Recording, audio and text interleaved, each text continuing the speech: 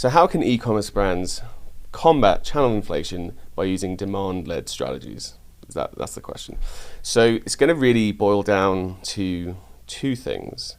One is changing the budget strategies of the organization, because when you do it against a demand-led strategies, you've got to keep your budgets fluid. So you're not targeting channels as much. You're actually targeting demand. So when demand goes up, obviously your budgets will need to kind of follow that. Think of it as a seasonal or a promotional kind of event. And then obviously when that spike goes back down, so does your budget. So you don't have a flat budget structure anymore, because when you're doing that, you're really chasing demand, and that's when the CPA costs are going to go higher and higher.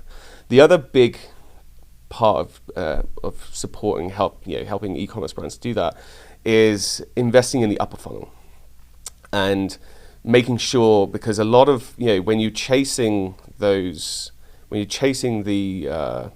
CPAs and things like that, you find yourself, organizations find themselves kind of really kind of pushing it down at the bottom of the funnel, like their budgets go all the way to the bottom, because it's easy to kind of track success.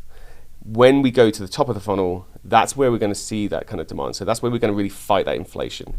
So I think we as Incubator really help organizations, especially e-commerce brands, do those two things, making sure that we transition from just a general standard fixed budget to a fluid one, but also investing in the upper funnel, because that's going to be critically important.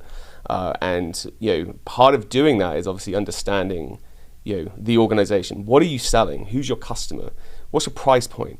All of these different things all these different data points are going to help us build those strategies for you and with you, should I say.